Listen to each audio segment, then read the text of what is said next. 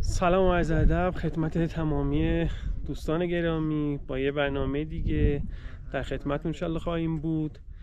قرار انشالله دوباره گله کمان رو فتح کنیم، با این تفاوت که امشب رو شبمانی داریم توی دریاچه گوشجلی.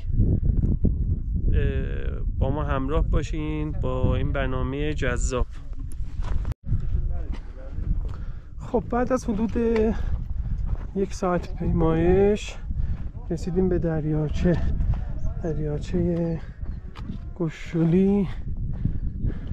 انشالله امشب رو قراره اینجا بمونیم، بعد صبح زود انشالله بریم دوباره به سمت قله.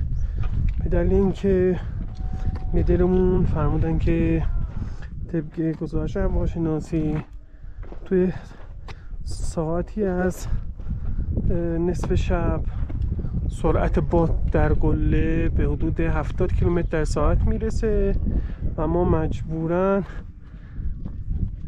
پایین کوه قراره چادر بزنیم، بخوابیم، استراحت کنیم، بعد صبح زود انشالله بریم بالای قله.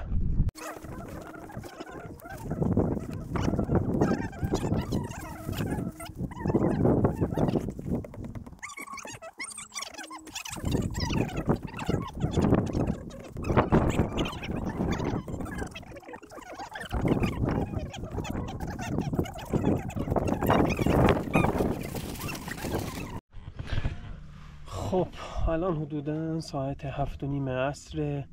چادر رو زدیم، کیسه خواب هم انداختیم و انشالله قرار شب رو اینجا بمونیم با این منظره زیبا.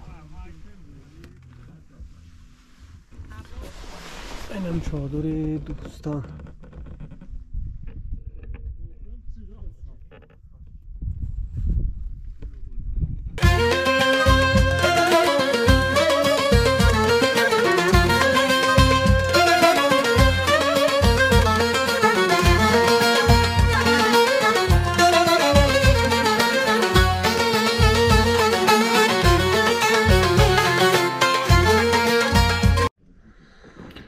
الان صبح ساعت 5:10 بیداشیم، بریم ببینیم اما چطوره.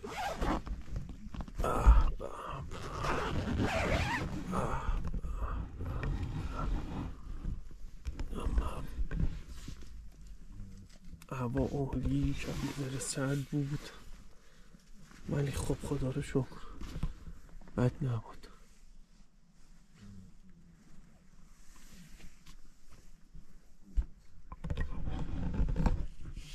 اینه موزای چادر ما.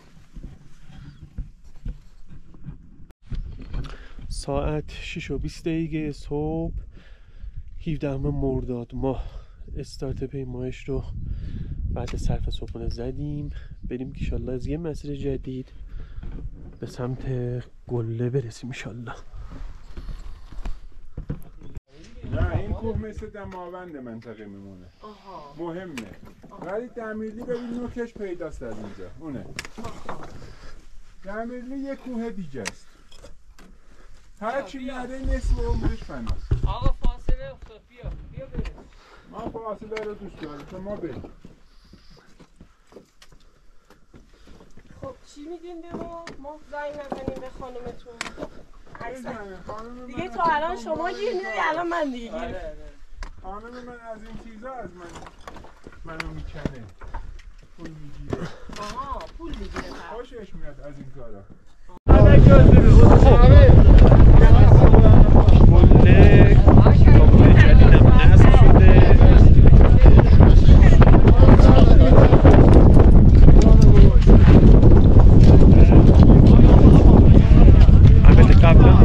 ما اینجا اومده بودیم، ویدیوشو گذاشتم تو کانال، ولی خب امروز با اون شبمانی که داشتیم یه صفایی دیگه داشت.